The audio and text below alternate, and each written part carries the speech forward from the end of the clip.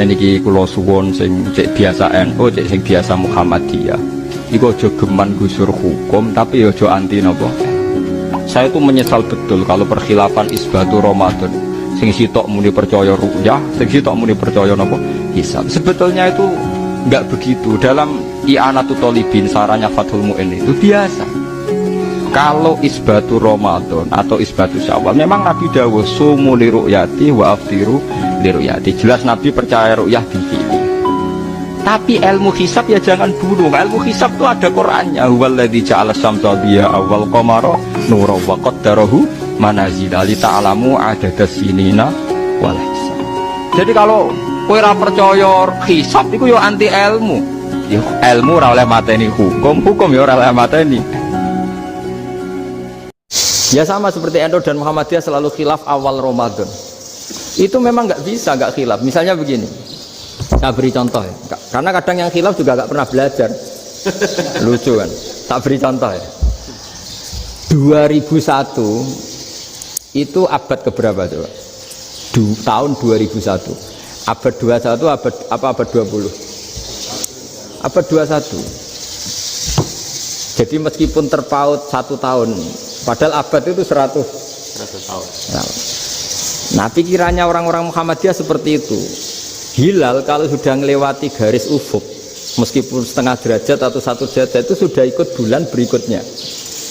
Sehingga ya sudah, meskipun sekian derajat sudah dianggap Ramadan. Nah, pikirannya orang NU enggak. Harus ru'yah bil fi'li. Itu sebetulnya lagi-lagi sebenarnya tidak masalah NU dan Muhammadiyah, itu di kitab-kitab ya seperti itu. Kita ini nggak biasa goblok ya.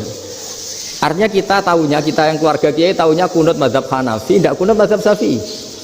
Tapi tahu-tahu ini mazhab NU, ini mazhab itu aneh itu menurut kita. Kita ini anggap apa?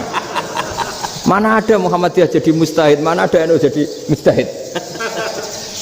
Jadi sebetulnya orang tahu semua lah. Kalau Abu Hanifah itu tidak kunut, Imam Syafi'i itu kunut. Imam Syafi'i pernah main di masjidnya Abu Hanifah ya tidak kunut, ditanya kenapa tidak kunut? Jenengan itu presiden kunut, tidak sanggup mati Abu Hanifah. Dulu ya biasa aja. Sekarang geger ya karena tidak punya kegiatan. Sebenarnya itu nggak masalah, mulai dulu biasa. Saya teruskan ya. Nah, menurut mayoritas ulama nunggu ru'yah bil fi'li. Ru'yah bil fi'li itu gini, mata telanjang bisa melihat karena agama ini menggantungkan perintah itu sama melihat. Kalau kamu tidak melihat itu bagaimana kena hukum? Ibarat gini, Pak Rektor datang ke rumah saya tapi saya nggak tahu, kena nggak saya hukum harus menghormati? Dia datang nggak sembunyi-sembunyi, saya kena hukum harus menghormati ya kalau melihat, kalau enggak ya enggak. Tapi Pak Rektor tetap bilang, tapi saya hakikatnya datang, jadi saya datang saja. Itu kan ribet.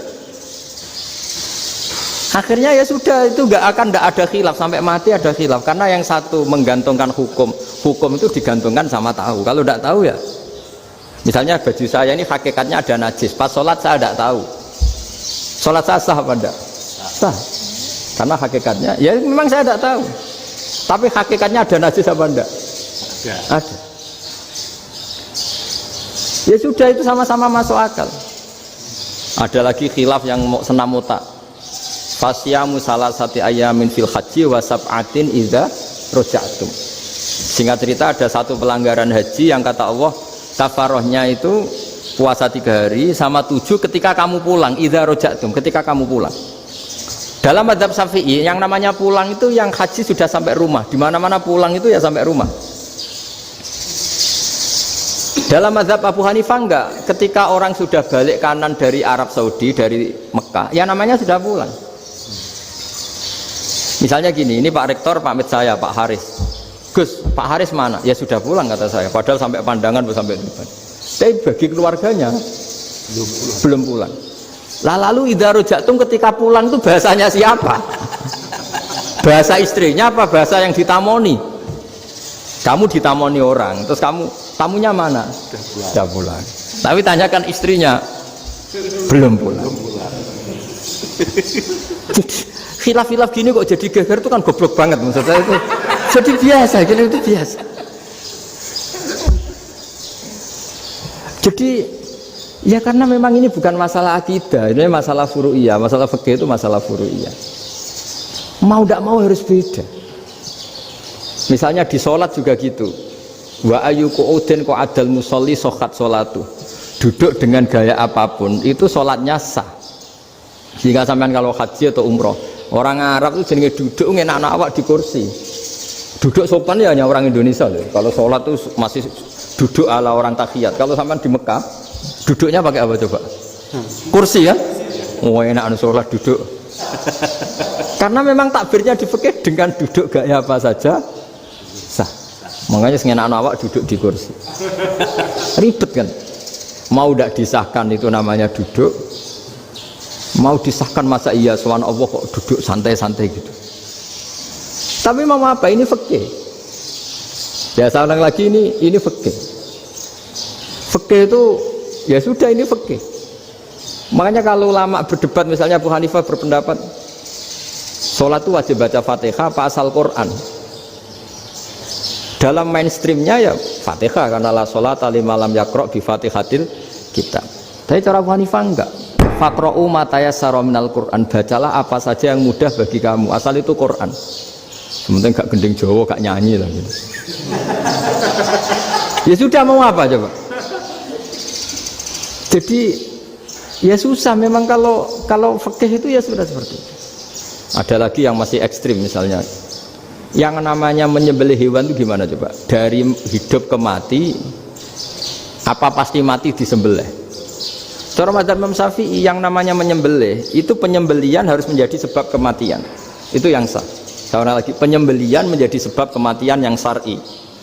Sehingga beliau mensyaratkan hewan yang disembelih ini masih punya hayatun mustaqirrah, punya kehidupan yang normal. Sehingga kalau nggak disembelih ya hidup. Jika kalau ada hewan ketabrak truk kejet-kejet mesti mati nih buat sembelih, itu nggak sah karena nggak usah disembelih ya wes mati kan. Karena ini hanya nunggu koordinasi Israel kan, dia kejet-kejet itu kan prosedur itu. Tapi tidak disembelih pun mati. Tapi cara mazhab Malik enggak.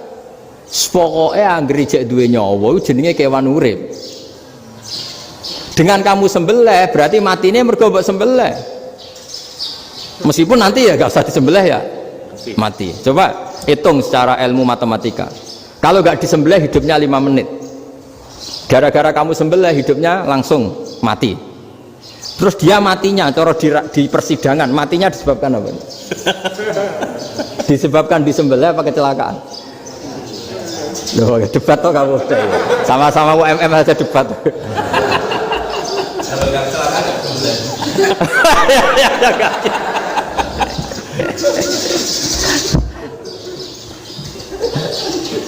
Lalu saya pernah ngalami nyata itu, saya jalan-jalan sama anak saya pakai motor, sampai di jalan raya gitu ada ayam jago ketabrak mobil, kejet-kejet.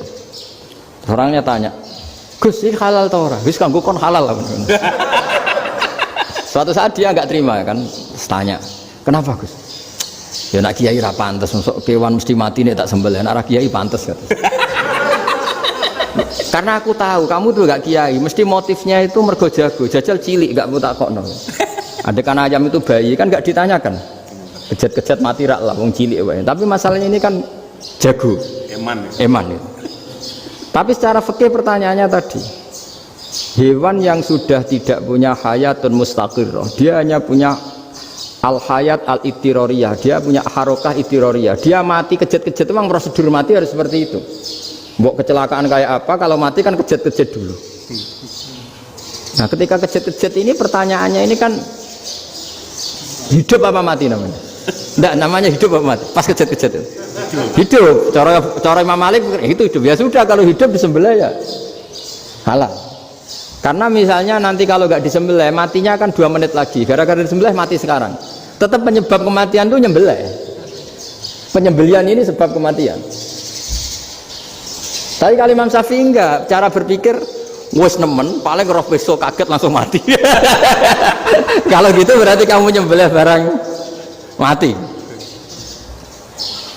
Jadi fikih itu kadang unik. Makanya ketika ngitung fikih itu unik ya. Orang keluar mani wajib apa? Mandi kan.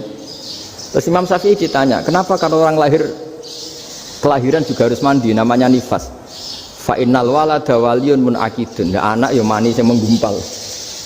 Bedanya apa anak dengan mani itu? Jadi fikih itu kadang lucu, di rumah-rumah tenan juga lucu. Keluar mani wajib mandi. Berarti kalau keluar anak ya wajib mandi karena hakikatnya anak adalah mani yang mengkristal. Terus usia orang sudah di dosen macam-macam itu kan hakikatnya mani. Itu fikih.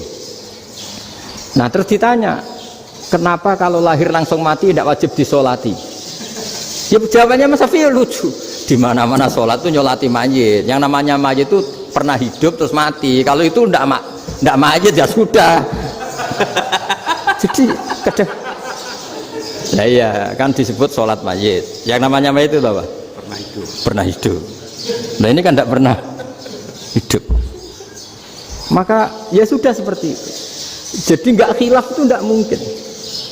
Nah kalau qit'atul lahmin, kalau hanya potongan daging, mungkin wah itu tidak manusia karena qit'atul lahmin. Sekarang pertanyaannya, kalau sudah berbentuk manusia, meskipun tidak pernah hidup, nah ini mulai perdebatan karena melihat tidak pernah hidup itu nggak memenuhi syarat, tapi melihat ini sudah suratu adamiyin, bentuknya sudah.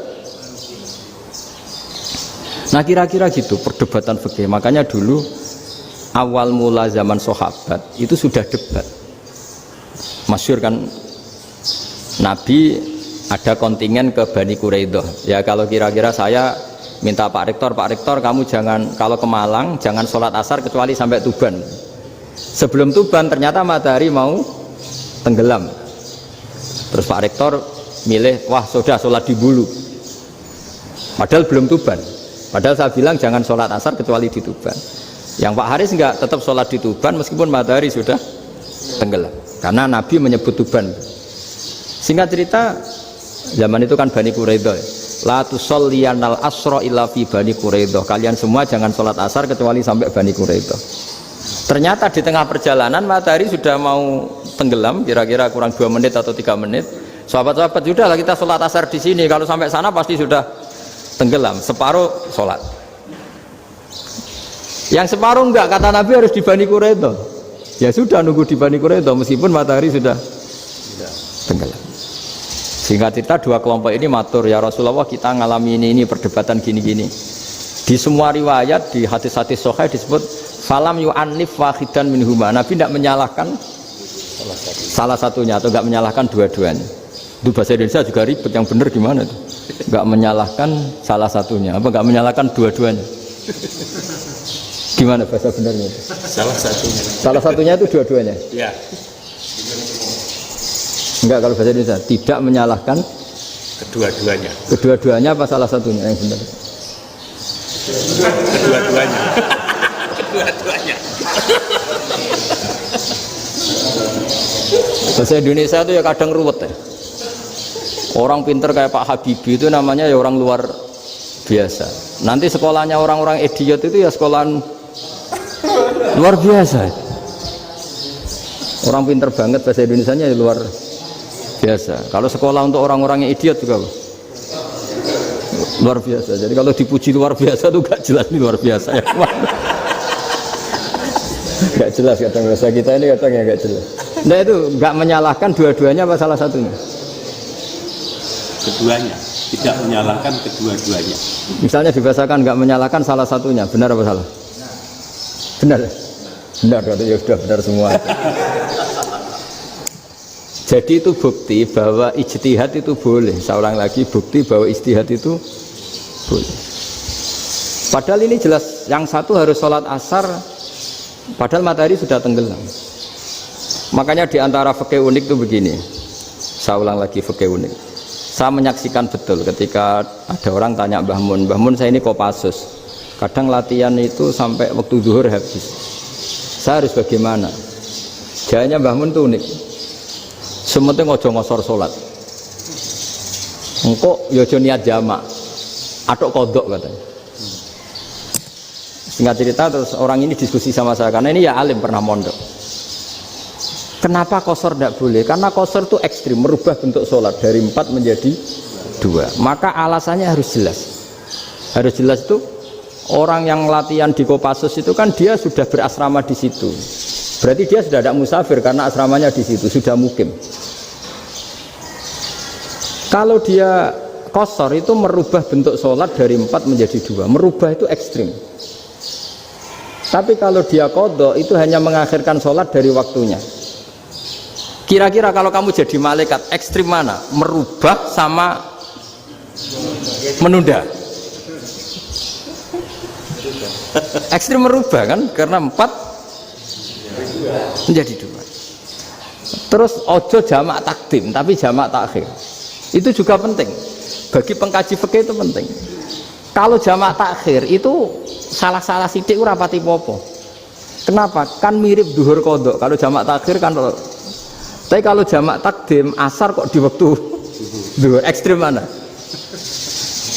Perubahan takhir sama takdim itu ekstrim mana?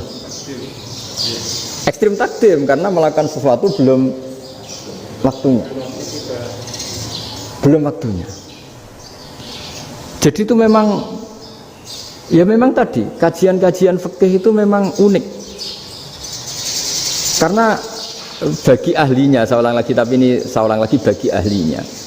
Makanya ketika Nabi menjamak sholat ketika nusuk, ketika haji itu kata Imam Syafi'i lis safar, karena Nabi pergi jauh karena rumahnya Madinah. Tapi resikonya fatwa itu adalah orang Mekah nggak boleh jamak karena kawasannya nggak sampai 90 kilo lah kalau sekarang mungkin. Tapi kalau tahu Imam Malik enggak, jalin nusuk, sehingga orang Mekah pun yang haji ya boleh jamak, karena alasan jamaknya karena nusuk, karena haji, bukan karena jarak. Terus diteruskan lagi, kalau karena pergi boleh jamak, memangnya pergi itu kenapa? Karena repot. Nah itu masalah kan, masyakoh. Nah, terus mulai ada orang-orang yang ngawur kan, resepsi jamak, ribet. Wes resepsi duit utangan kan capek. Wah itu sudah jamak. Ribet kan. Jadi kalau sudah illatul hukmi itu sudah mesti bikin masalah. Kalau sudah illatul hukmi itu pasti bikin masalah. Nah, pertanyaannya, jamak itu masih gampang karena bentuknya sholat masih 4. Yang ekstrim kalau qasar karena bentuk sholat 4 menjadi 2. Maka kata Mbah Mun pesennya, nak kue ra mesti bener, jika alasan itu tidak mesti benarnya. Pokoknya sementing tidak qasar katanya. Juga tidak jamak takdim karena qasar ini kan merubah bentuk sholat kan ekstrim. Jamak takdim juga ekstrim karena mendahulukan sholat sebelum waktunya. Kalau jamak takhir kan biasa, kalaupun salah kan mirip kodok. Ya mirip kodok biasa kan. Nah ini saya cerita, jadi fikih itu bagi ahlinya itu memang punya konsekuensi yang seperti itu. Makanya pertanyaannya misalnya, bagaimana hukumnya penyembelihan lewat mesin? Ya ribet kan. Bagaimana nyembelih dari apa ini? Belakang. Saya baca di kitab-kitab nyembelih dari belakang itu ya hukumnya tetap boleh asal apa itu hulkum dan mari itu terpotong. Tapi pertanyaannya, jangan-jangan ayamnya sudah kaget dulu karena uratnya ini. Makanya perlu ditanya ahli medis, setelah uratnya tercabut ini jangan-jangan sudah berstatus mati.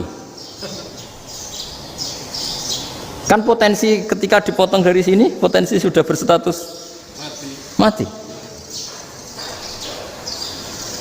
Makanya, nah kalau misalnya menyembelih dengan dibaca, plak itu langsung mati gimana? Itu tetap ada dokhtoh, kalau dalam bahasa fikih dokhtoh. Dia terkaget, begitu, ada dokhtoh karena nggak bisa bernafas terus mati. Berarti kelangsungannya bangkai. Jadi orang yang pengkaji fikih itu ya seperti itu, memang itu yang ditekuni.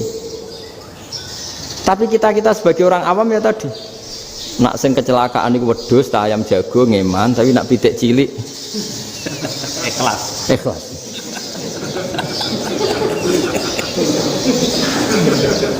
Makanya ada pertanyaan orang-orang, saya pernah ditanya itu ya bingung tenan. Gus, kalau ada orang mati oplosan misalnya, jenengan datang sholat enggak? Ya datang sholat kan, dia orang mukmin, saya tetap sholat. Kenapa? Ya kan matinya oplosan. Tapi andekan tokoh yang mati, kamu sholat enggak? Ya sholat kan dia tokoh. Jadi ribet. Fikih itu ribet. Makanya Imam Nawawi nanti ngendikan gini. Ada orang ngundang Nabi, ya Rasulullah, saya mohon nyolati ini. Nabi tanya, punya utang enggak? Punya. Nabi, saya tidak mau nyolati mayit yang punya utang. Terus ada sahabat datang, ya Rasulullah, utang itu tak ambil alih kami. Berarti dia sudah tidak punya utang. Terus Nabi kerso nyolati. Pertanyaannya, utang itu hal yang boleh. Saya ulangi, utang itu hal yang boleh. Tapi kenapa Nabi se-ekstrim itu? Tapi ketika Nabi mau kondur itu ngendikan gini, ini PR ya bagi UMM, ini PR ya. Nabi sebelum kondur bilang gini, sallu ala sahibikum. Jong, saya tidak nyolati ini, tapi tolong ini disolati. Terus kata Imam Nawawi, dianalogikan atau dikiaskan, siapapun pelaku dosa besar atau mati dalam keadaan tidak benar, misalnya pas dugem mati, pas oplosan mati, itu sebaiknya tokoh-tokoh itu enggak nyolati, karena nanti dianggap penghormatan. Misalnya Ketua PP Muhammadiyah, rektor nyolati wong mati oplosan, kan keren. Mati oplosan disolati rektor. Ya sudah, tapi kalau nggak disolati nanti ada tradisi yang keliru, yaitu janazatul muslim tidak ngalami disolati. Padahal siapapun yang muslim, janazahnya harus disolati. Makanya setengah-tengah, ya rasa rektor lah, satpam, pokoknya tetap ada yang sholat gitu. Itu kata Imam Nawawi. Jadi ketika ada orang mati nggak benar, itu sebaiknya tokoh-tokohnya nggak ikut nyolati, tapi awamun nas, orang kebanyakan ikut sholat. Jadi fikih itu agak jelimet, karena tadi ketika tokoh ini nyolati, pertanyaannya bedanya apa mbek sing mati ning masjid mbek mati oplosan? Karena sama-sama semua orang nyolati, kan tidak ada sanksi sosial itu. Tapi ketika nggak disolatkan sama sekali, wah lebih parah lagi. Ini ada janazatul muslim tidak disolati. Sehingga kata Imam Nawawi, ini hebatnya Nabi tengah-tengah. Jadi Nabi kundur, jong saya tidak nyolati, tapi sallu ala sahibikum. Ya tapi ini kamu harus nyolati. Terus kata Imam Nawawi, orang yang mati bunuh diri, orang yang mati oplosan, orang mati secara nggak benar itu asal dia muslim tetap wajib disolati, karena sholat ini hakul muslim. Kan seorang muslim diantara haknya apa? Ketika mati dikafani, dimandikan, disolat. Tapi ini masalahnya matinya pas murtakibul kabiroh, pas melakukan dosa besar, dan itu sebab kematiannya. Kalau dia oplosan, kan sebab matinya ya karena oplosan. Ya kan terus ribet. Mau disolati oleh, apalagi misalnya kita ketua ulama, udah terkenal wali, wah keren, mati oplosan itu disolati wali, kan ribet kan. Nanti yang repot malaikatnya. Itu ya, ini yang nggak kata bahaya. Saya pernah baca kitab itu yang repot malaikatnya.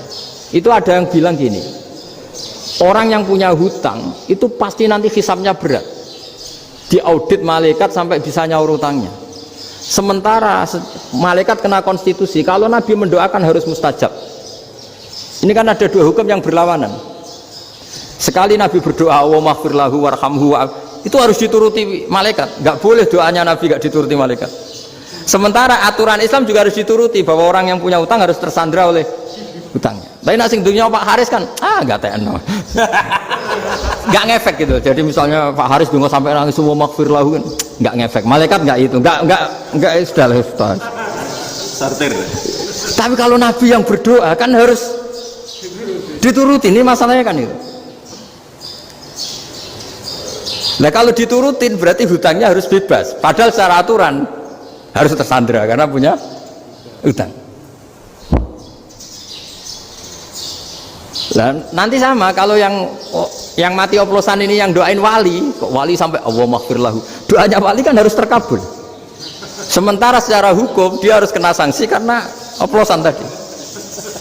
Daripada ngerepotno malaikat, sudahlah wali-wali ini tidak usah ikut nyolatin. Yang nyolati ya orang-orang nggak jelas ini, sehingga kan malaikat kan santai aja kalau mau nyiksa. Loh tapi kan sudah didoain, nggak ngefek.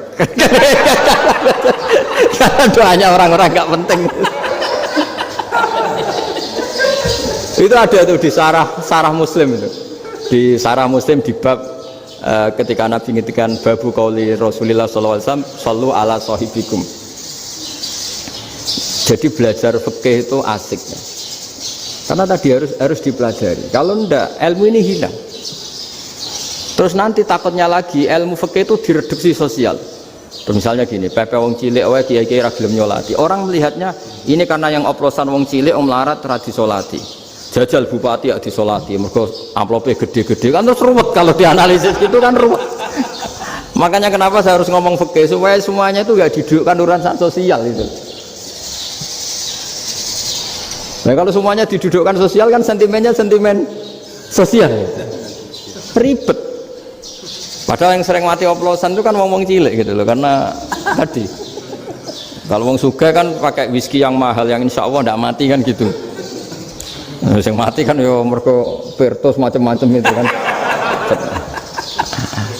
Artinya ini kalau nggak diterangkan secara fikih, kiai-kiai yang nggak datang dikira masalah sosial kan. Oh, PP salam tempel era gede terus nggak datang kan terus jadi ribet. Ya makanya ini apa lewat pengajian ini supaya sampean lebih tahu ya bahwa khazanah Islam ini kata beberapa ulama kafatal linnas, maknanya semuanya, sehingga Allah akan mentakdirkan kajian Islam akan ada di seluruh dunia. Jadi kenapa IAIN marak di Indonesia, UMM, Universitas NU banyak, karena agama ini kafatal linnas, tidak miliknya orang Arab tapi milik semua. Orang alimnya juga gitu. Ketika ada liga alim seluruh dunia, itu orang Indonesia, orang Afrika, ya selalu ada orang alim yang kelas dunia. Seperti dulu ada Imam Bukhari, itu as-sakhul kutub ba'da kitabillah, kitab terbaik setelah Quran itu Bukhari, padahal dikarang oleh orang Uzbek. Kata siapa? Islam As-Sofyan, orang Arab ngakui kalau kitab paling sahih itu Bukhari. Mekah Madinah pun ngakui kalau kitab paling sahih Bukhari, padahal pengarangnya ada orang Arab. Orang mana? Uzbek. Imam Ghazali yang diakui seluruh dunia itu Atos itu ikut Persia, juga bukan orang Arab, Sibawah ya orang Persia. Nah ini yang belum ada orang Malang ini, tinggal PR ya nyusul ya ya Sarah kita demikian. Assalamualaikum warahmatullahi wabarakatuh. Oke baiklah teman-teman, jadi itulah reaction ngaji kita bersama dengan Kiai Haji Bahauddin Nur Salim atau Gus Baha, yang mana kali ini Gus Baha membahas mengenai perbedaan penentuan Ramadan antara NU dan Muhammadiyah yang berkaitan dengan hasil sidang isbat awal Ramadan 1447 Hijriah di tahun 2026 ini atau Ramadan 1447 tahun 2026 ya teman-teman. Jadi kemarin itu kan sidang isbat dan terus puasanya kalau yang untuk nasional itu kan hari Kamis tanggal 19 ya. Nah kemudian kenapa bisa berbeda seperti ini ya, nggak masalah, nggak apa-apa, karena satunya memakai ru'yah, satu memakai hisab ya kan. Jadi ahli hisab itu siapa? Ahli hisab itu ya yang memakai hitungan gitu, bukan ahli hisab dalam artian ahli perudutan gitu ya, tapi ini menentukan awal Ramadan. Nah nanti tinggal kalau kata Gus Baha itu, kata yang mbah-mbah yang ada di tempatnya Gus Baha itu, kalau menentukan mau tahu yang benar yang mana, apakah tanggal 18 atau tanggal 19, ya nanti dilihat tanggal pertengahan bulannya, yang bulannya bulat itu yang pas hari Rebo atau yang besok Kamis gitu. Jadi kalau pas pertengahannya itu kok tanggal 15-nya itu di yang hari Rabu itu sudah bulat sempurna, ya berarti itu benar. Ya intinya nanti dilihat pas puasa ke-15 itu atau ke-14 bagi yang hari Kamis, ya itu nanti bisa dilihat bulannya sudah bundar atau belum. Itu saja teman-teman, terima kasih, semoga menjadi pembelajaran bagi kita semua. Yang penting adalah jangan sampai menyalahkan satu dengan yang lainnya, karena tidak ada yang salah, karena semuanya benar karena menggunakan dalil dan menggunakan cara masing-masing, sehingga ya penentuannya itu memang ada bedanya, mungkin ada perbedaan waktu. Kalau kemarin-kemarin mungkin bareng karena hilalnya sudah cukup, kalau sekarang kan belum. Nah makanya ada perbedaan itu nggak masalah, nggak menjadi suatu persoalan. Yang jelas kita semua damai dan kita semua semoga bisa menjalankan ibadah puasa dengan Ramadan ini dengan penuh hikmah, dengan penuh barokah, dan semoga kita mendapatkan keberkahan, mendapatkan ridho Allah Subhanahu wa taala. Dan tentu saja teman-teman di bulan puasa nantinya kita semakin gencar lagi untuk ngaji bersama dengan Gus Pak dan para ulama-ulama dan ulama lainnya ya teman-teman. Jadi jangan lupa untuk subscribe, like dan komen di channel kita ini. Dan silahkan teman-teman, menurut teman-teman, pendapat teman-teman bagaimana tentang ruqyah ataupun tentang hisab. Itu saja teman-teman, terima kasih. Wassalamualaikum warahmatullahi wabarakatuh.